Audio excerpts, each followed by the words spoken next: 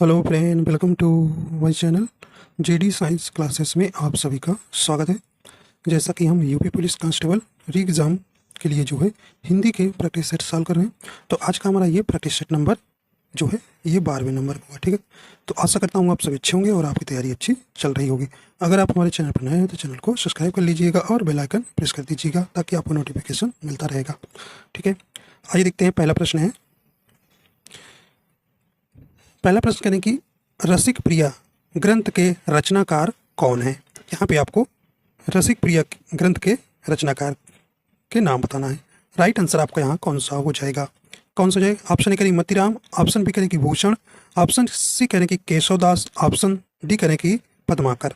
Right answer आपका यहाँ हो जाएगा कौन सा? भी सही ऑप्शन ऑप्शन नंबर यहाँ सी हो जाएगा, केशवदास है। ठीक है, रसिक प्रिया ग्रंथ के रचनाकार केशवदास है। ठीक, तो ऑप्शन नंबर सी आपका यहाँ सही हो जाएगा। ठीक है, देखिए इनकी और कुछ प्रमुख रचनाएं हैं। ठीक है, देख लेते हैं। जैसे 12 मासा, ठीक है, आपसे पूछा जाता है 12 मासा, ठीक है, इनकी रचना है। ठीक है, रामचंद्रिका, रामचंद्रिका, ठीक है, कवि प्रिया, कवि प्रिया, ठीक है, छंदमाला, छंदमाला, ठीक है, ये इनकी कुछ रचनाएं हैं, ध्यान रखिएगा। ठीक है, 12 मासा, रामचंद्रिका, कवि प्रिया, छंदमाला, ये जो है केशवदास की प्रमुख रचनाएं। ठीक है, ठीक है, तो इसे आप नोट कर लीजिएगा। आइए देखते हैं और हैं इनके। जैसे आपसे पूछ लीजिए जाए मतीराम की कुछ रचनाएं, मतीराम की, जैसे पूछेगा कि फूल मंजरी, फूल मंजरी, ठीक है, इनकी हो गई रसराज, रसराज, ललित ललाम, ललित ललाम, ठीक है, ये इन्हीं की रचना है। और सतसई, सतसई, ये जो है मतीराम की रचना है। ठीक है, फूल मंजरी, रसराज, ललित ललाम, सतसई, ये जो है मतीराम की रचना है। ठीक, तो भूषण की भी देख लीजिए। भूषण की रचनाएं आपसे पूछा जाता है तो शिवराज भूषण इनकी रचना है, शिवा बावनी है, छत्र साल दशक, ये वाली कई बार पूछी गई, तो आप ध्यान रखिएगा। छत्र साल दशक, ठीक है, और उल्लास, उल्लास भी कई बार आई है, किसकी रचना है? तो ये उल्लास जो है इन्हीं की रचना है। ठीक है, ये भूषण की। ठीक, तो ये ध्यान रखिएगा। आज देखते हैं पद्माकर की कुछ रचनाएं, इसको हटाते हैं। पद्माकर की प्रबोध पचासा, गंगा लहरी, ठीक है, यमुना लहरी, जगत विनोद, विरुदावली, राम रसायन, ये कुछ पद्माकर की रचनाएं हैं। ठीक है, तो आपका ऑप्शन यहाँ सी सही हो जाएगा। आइए देखते हैं अगला प्रश्न है। कह रहे कि गुरु के समीप रहने वाले विद्यार्थी के लिए एक शब्द कौन सा होगा? यहाँ पे आपको बताना है। राइट आंसर आपका हो जाएगा, गुरु के समीप रहने वाले विद्यार्थी के लिए एक शब्द होगा, ऑप्शन नंबर आपका बी हो जाएगा, अंतेवासी होगा। ठीक है, अगला देखते हैं। करें कि हिंदी साहित्य के लिए किसे प्रथम व्यास सम्मान मिला? सही ऑप्शन आपका यहां हो जाएगा,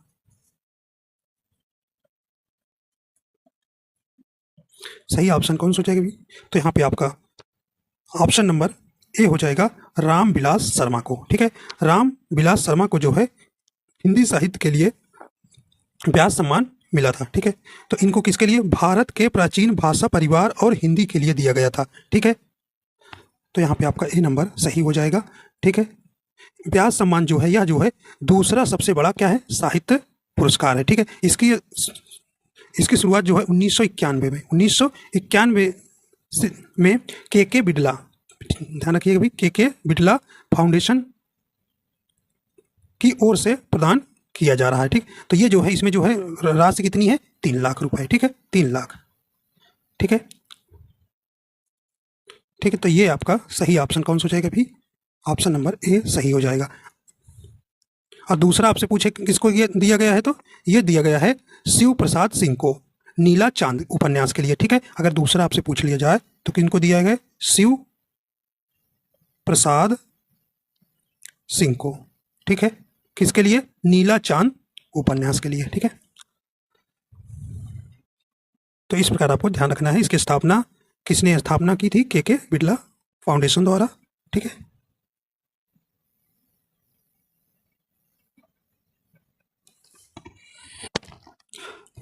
अगला करें कि विद्वान व्यक्ति पूज्य होते हैं, वाक्य में प्रयुक्त विशेषण कौन सा है?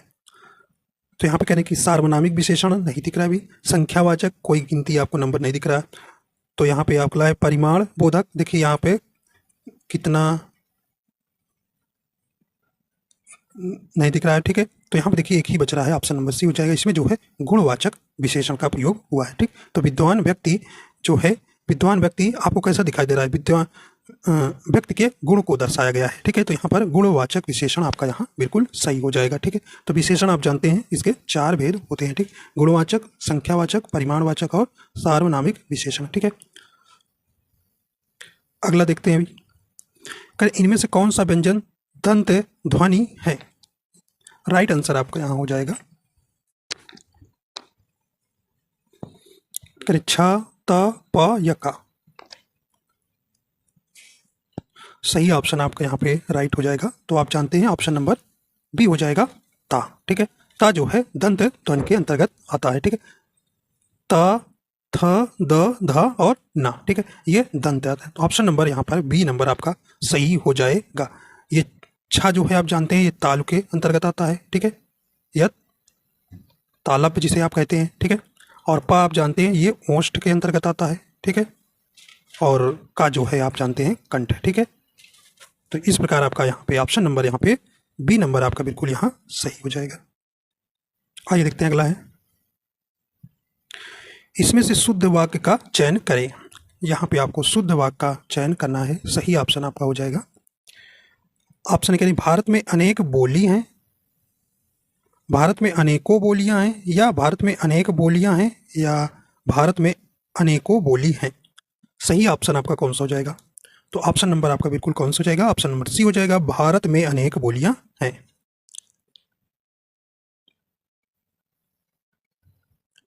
अगला है, सापेक्ष शब्द का विलोम कौन सा होगा? सही ऑप्शन आपका हो जाएगा, सापेक्ष का विलोम क्या हो जाएगा? ऑप्शन नंबर आपका यहाँ पर बिल्कुल कौन हो जाएगा? ऑप्शन नंबर ए हो जाएगा, निरपेक्ष होता है, ठीक है। देखिए निष्पक्ष का विलोम क्या होता है? पक्षपाती होता है, ठीक है। आइए देखते हैं अगला है ना, इनमें से अरविंद शब्द का पर्यायवाची कौन सा है?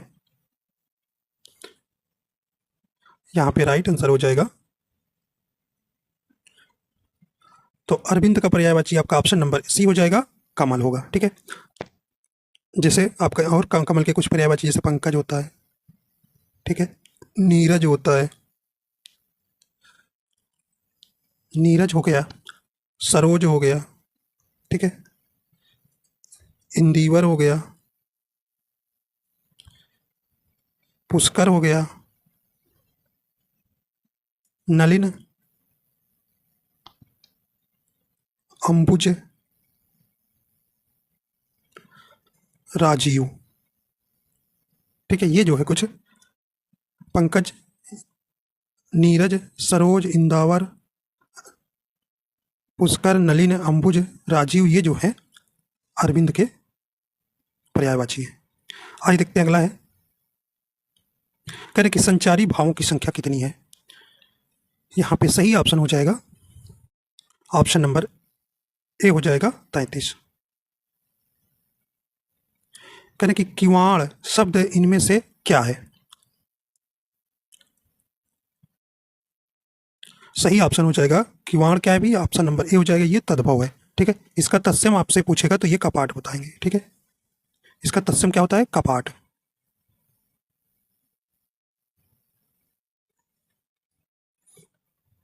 अगला है, इनमें से हिंदुस्तानी भाषा का रूप कौन सा है? सही ऑप्शन आपका यहां हो जाएगा, हिंदुस्तानी भाषा का रूप हो जाएगा ऑप्शन नंबर सी हो जाएगा, हिंदी उर्दू मिश्रित होता है, ठीक। तो ऑप्शन नंबर यहाँ पे सी नंबर सही हो जाएगा, ठीक है। तो हिंदुस्तानी लोग जो है आमतौर पर हिंदुस्तानी भाषा ही बोलते हैं, जो हिंदी और उर्दू दोनों का मिश्रण है, ठीक है।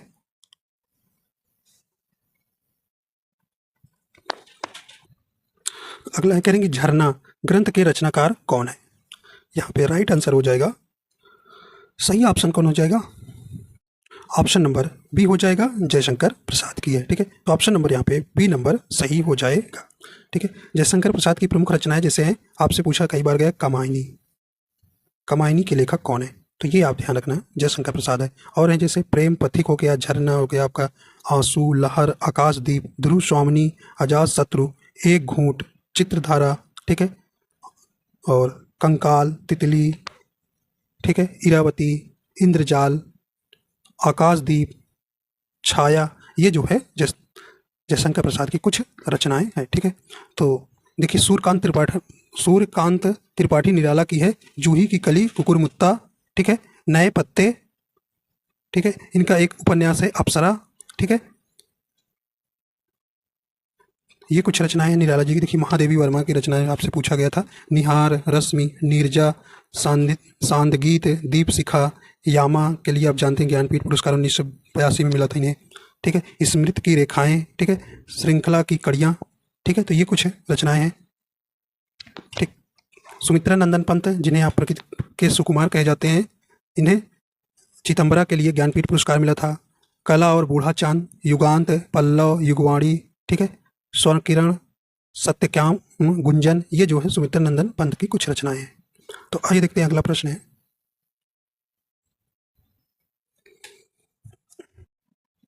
अगला है इनमें से किस वर्ण वर्ग का उच्चारण स्थान कंठ तालु है। राइट आंसर आपका यहाँ हो जाएगा सही ऑप्शन नंबर बी हो जाएगा है। ठीक है, जो कंठ तालु क्या होते हैं, जो कंठ और ताल की सहायता से उच्चारण किए जाते हैं उन्हीं को कंठ तालु कहते हैं। ठीक, तो अ और ए, ये जो है ए भी आपका क्या आता है, कंठ ताल के अंतर्गत आता है। ठीक, तो ऑप्शन नंबर बी आपका बिल्कुल यहाँ सही हो जाएगा। अब ओ किसके अंदर, ये कंठोष्ठ के अंतर्गत आता है। ठीक, कंठोष्ठ के अंतर्गत ओ और औ आता है। ठीक है, ये भी ध्यान रखिएगा दोनों। ठीक है, ये दोनों ध्यान रखिएगा। ठीक है, और छा तो आप जानते हैं ये तालु वर्ग के अंतर्गत आता है। ठीक है, तालु के अंतर्गत आता है। ठीक है, तो इस प्रकार आपका कौन सा हो जाएगा, और हा जो है, हा भी आपका कंठ वर्ग के अंतर्गत आता है। ठीक है, हा जो है कंठ वर्ग के अंतर्गत आता है। ठीक है, तो इस प्रकार आपका ऑप्शन नंबर आपका कौन सा हो जाएगा, बी नंबर यहाँ पे सही हो जाएगा। आइए देखते हैं अगला प्रश्न है, इनमें से कौन सा शब्द आग का पर्यायवाची नहीं है, तो नहीं वाला हमको बताना है। राइट आंसर आपका हो जाएगा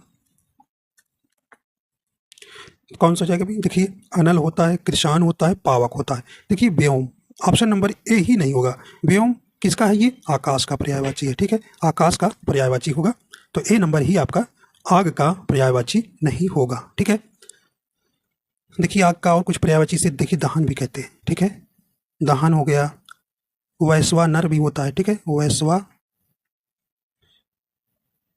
वैश्वा नर, ठीक है, और धूम केतु होता है। ठीक है, धूम केतु होता है इसका, और वायु सखा होता है। ठीक है, वायु सखा जो है, ये जो है आगे के कुछ पर्यायवाची हो जाएंगे। ठीक है, आइए देखते हैं अगला प्रश्न है,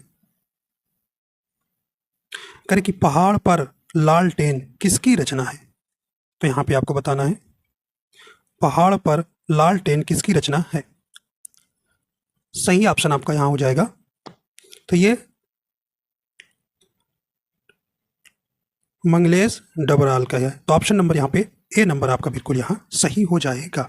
ठीक है, तो मंगलेश डबराल की कुछ और रचनाएं हैं, जैसे हम जो देखते हैं, घर का रास्ता, कवि का अकेलापन, नए युग में शत्रु, ये जो है कुछ इनकी जो है रचनाएं हैं। अगला है, करें कि नारियल का तत्सम शब्द कौन सा होगा।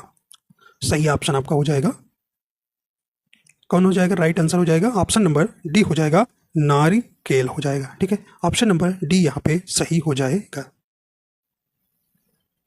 अगला है, हिंदी भाषा का जन्म इनमें से किससे हुआ है, तो हिंदी भाषा का क्रम आप जानते हैं कौन सा चलता है अभी, संस्कृत, ठीक है, फिर कौन सा, पाली, फिर प्राकृत, फिर अपभ्रंश अवहट्ट, फिर हिंदी। ठीक है, तो आपका अवहट्ट इसमें नहीं दिया, तो आपका कौन सा हो जाएगा यहाँ पे, अपभ्रंश हो जाएगा। तो ऑप्शन नंबर कौन सा हो जाएगा, ऑप्शन नंबर सी आपका बिल्कुल यहाँ सही हो जाएगा। तो हिंदी भाषा का जन्म इनमें से किससे हुआ है, अपभ्रंश भाषा से। ठीक, तो ऑप्शन सी सही हो जाएगा। आइए देखते हैं अगला है, करें कि गुड़ा के शब्द का संधि विच्छेद कौन सा होगा। यहाँ पे सही ऑप्शन हो जाएगा, देखिए इसका संधि विच्छेद क्या हो जाएगा, गुड़का गुणाका प्लस ईस हो जाएगा, ठीक है। और इसमें जो है बड़ा आ प्लस बड़ी ई मिलकर क्या बनता है अभी, ए बनता है, ठीक है। तो यहाँ पे गुण संधि हो जाएगा, कौन सा यहाँ पे ऑप्शन हो जाएगा, तो इस प्रकार आपका ऑप्शन नंबर सी वाला सही हो जाएगा। अगला है नैसर्गिक शब्द का पर्यायवाची कौन सा होगा, तो यहाँ पे नैसर्गिक का पर्यायवाची सही ऑप्शन हो जाएगा, ऑप्शन नंबर बी हो जाएगा, प्राकृतिक होगा, ठीक है। तो ऑप्शन नंबर बी आपका यहाँ बिल्कुल सही हो जाएगा। इसके और कुछ पर्यायवाची जैसे स्वाभाविक होता है, कुदरती होता है, वास्तविक होता है, ठीक है। तो नैसर्गिक का पर्यायवाची प्राकृतिक होता है, स्वाभाविक होता है, कुदरती होता है, वास्तविक होता है।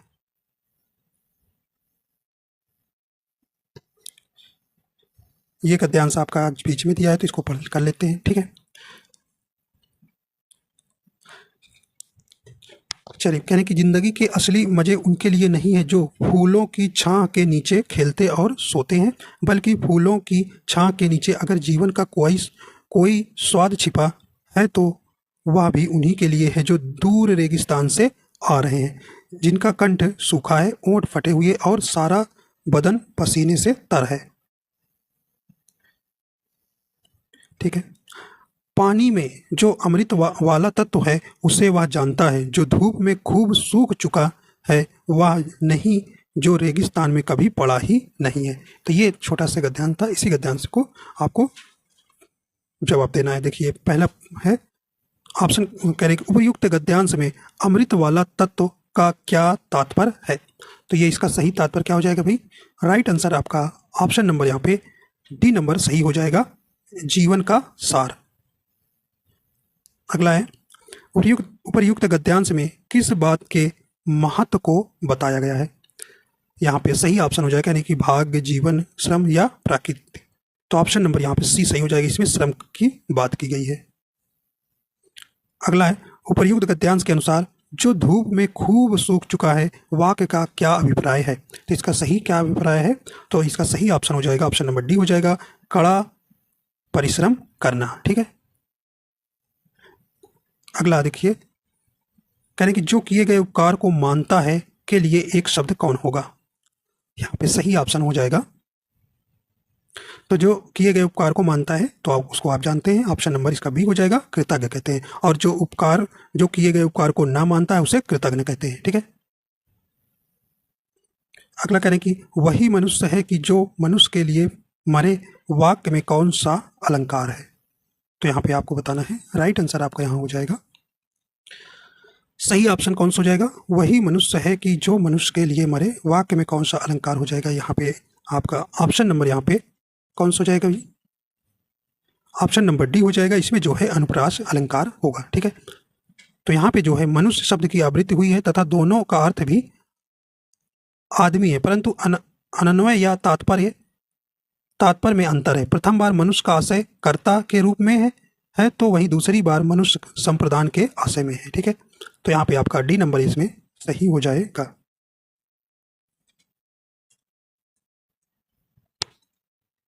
अनुप्रास अलंकार आप जानते हैं जहां पर वर्णों की आवृत्ति बार बार होती है वहां पर अनुप्रास अलंकार होता है, ठीक है। यहाँ पे देखना है तो यहाँ उत्प्रेक्षा अलंकार है, तो उत्प्रेक्षा अलंकार क्या होता है भाई, जहाँ उपमेय में उपमान की संभावना प्रकट की जाए वहाँ उत्प्रेक्षा अलंकार है, ठीक है। इसको पहचानने हैं जैसे जनु जानो, जनहु, मनु मानो, मनहु, ठीक है, निश्चय ही, ज्यों, ठीक है, इच्छा से, जैसे, ये शब्द आपको देखने को मिलेंगे तो वहाँ पर आप उसमें पहचान जाएंगे उत्प्रेक्षा अलंकार है, ठीक है। और रूपक अलंकार आप जानते हैं जहाँ पर उपमेय और उपमान में कोई अंतर ना दिखाई दे, जहाँ उपमेय ही उपमान मान लिया जाए तो वहाँ पर रूपक अलंकार होता है, ठीक है। जैसे मैया, मैं तो चंद्र खिलौना लय हूँ, ठीक है, चरण कमल बंधो हरिराई, ठीक है। श्लेष अलंकार आप जानते हैं जहां पर एक ही शब्द के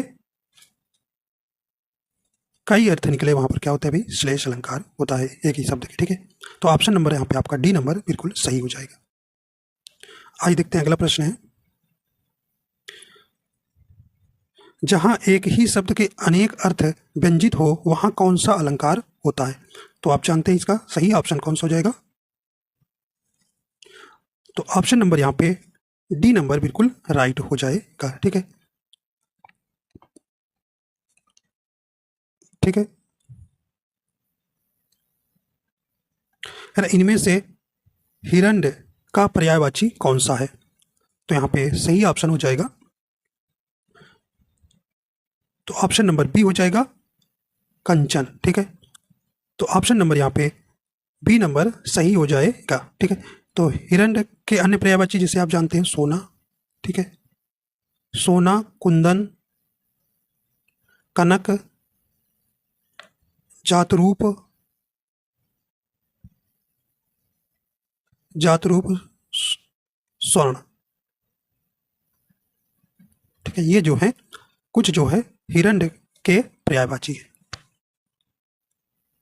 अगला है संयोग का विलोम कौन सा होगा? सही ऑप्शन हो जाएगा, संयोग का विलोम क्या होता है? यहाँ पे ऑप्शन बी हो जाएगा, वियोग हो जाएगा। ठीक है, तो ऑप्शन नंबर बी यहाँ पे सही हो जाएगा। ठीक है, देखिए सहयोग का विलोम क्या होता है? असहयोग होता है। ठीक है, कुयोग का विलोम सुयोग होता है। ठीक है, सुयोग होता है। ठीक है,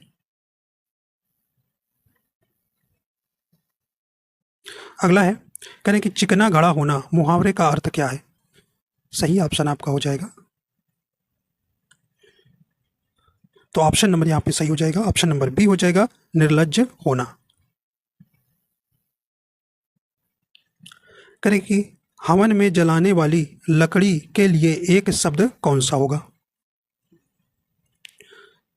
सही ऑप्शन हो जाएगा, ऑप्शन नंबर सी हो जाएगा, समिधा होता है। ठीक है, ऑप्शन नंबर सी यहाँ सही हो जाएगा।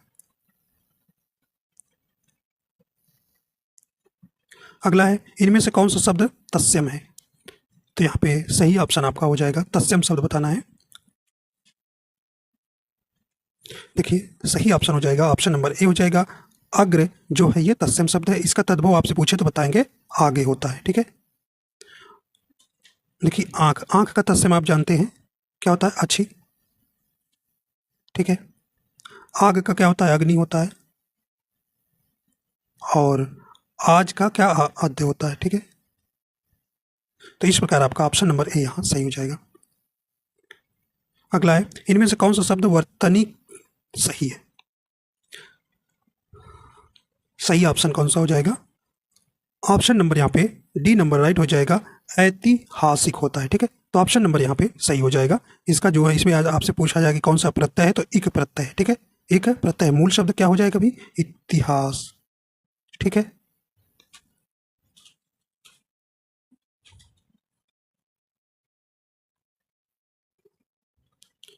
अगला करें कि यथार्थ शब्द का विलोम कौन सा होगा?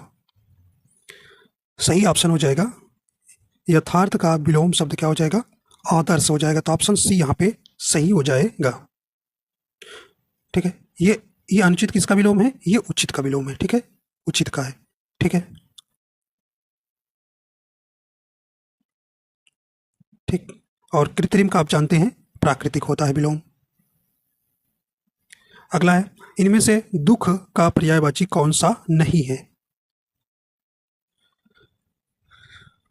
देखिए देखिए, क्लेश होता है, कष्ट होता है, पीड़ा होता है, लेकिन मोक्ष जो है दुख का पर्यायवाची नहीं है, तो ऑप्शन बी यहाँ पे सही हो जाएगा। ठीक है, तो दुख के पर्यायवाची है जैसे वेदना भी होता है। ठीक है, वेदना, वेदना, संताप भी होता है, संताप। ठीक है, तकलीफ। ठीक है, और जानते हैं आप दुख होता है। ठीक है, दुख तो होता ही। इस प्रकार आपका सही ऑप्शन हो जाएगा यहाँ बी नंबर। कह रहे कि वह श्रेष्ठ उपासक है, वाक्य में प्रयुक्त विशेष से कौन सा है? वह श्रेष्ठ उपासक है, वाक्य में विशेष से हो जाएगा।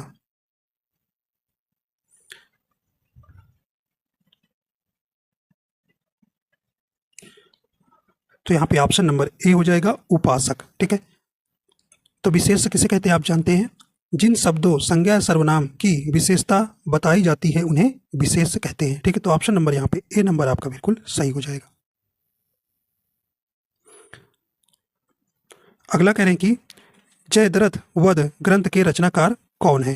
तो यहाँ पे सही ऑप्शन हो जाएगा, जयद्रथ वध के रचनाकार कौन है? यहाँ पे तो ऑप्शन नंबर यहाँ पे ए नंबर सही हो जाएगा, मैथिली शरण गुप्त है। ठीक है, तो ऑप्शन नंबर ए आपका बिल्कुल यहाँ सही हो जाएगा। ठीक है, तो मैथिली शरण गुप्त की अन्य प्रमुख रचनाएं जैसे साकेत आपसे पूछा गया किनकी रचना है।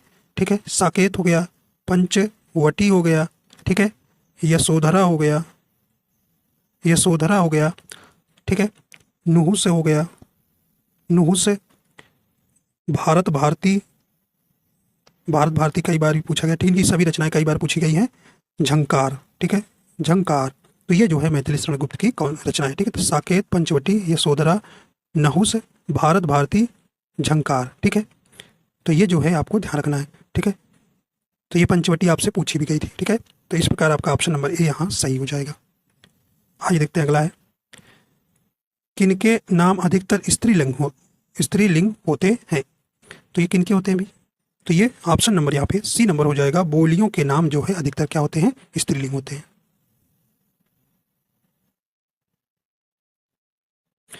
आइए देखते हैं आखिरी प्रश्न आपका है, किस शब्द में उपसर्ग नहीं है। किस शब्द में उपसर्ग नहीं है, तो यहाँ पे राइट आंसर आपका यहाँ हो जाएगा,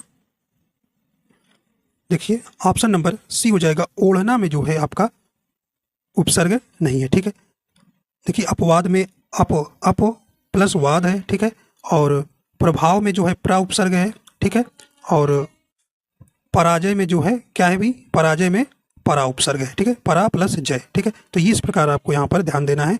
अपवाद में अप उपसर्ग हो गया, प्रभाव में प्रा उपसर्ग हो गया, भाव मूल शब्द हो गया। ठीक है, और पराजय में परा उपसर्ग हो गया, मूल शब्द आपका जय हो गया। ठीक, तो इस प्रकार आप जानते हैं उपसर्ग जो है मूल शब्द के पहले लगते हैं और उसमें अर्थ में परिवर्तन ला देते हैं, उन्हीं को हम उपसर्ग कहते हैं। ठीक है, तो इस प्रकार आपके जो है पूरे हो जाते हैं, पूरा हो जाता है प्रैक्टिस। ठीक, तो आशा करता हूँ ये आपको पसंद आया। अगर पसंद आया तो लाइक है शेयर कर दीजिएगा, अगर चैनल पर नए हैं तो चैनल को सब्सक्राइब कर लीजिएगा। ठीक है, तो मिलते हैं नए वीडियो के साथ।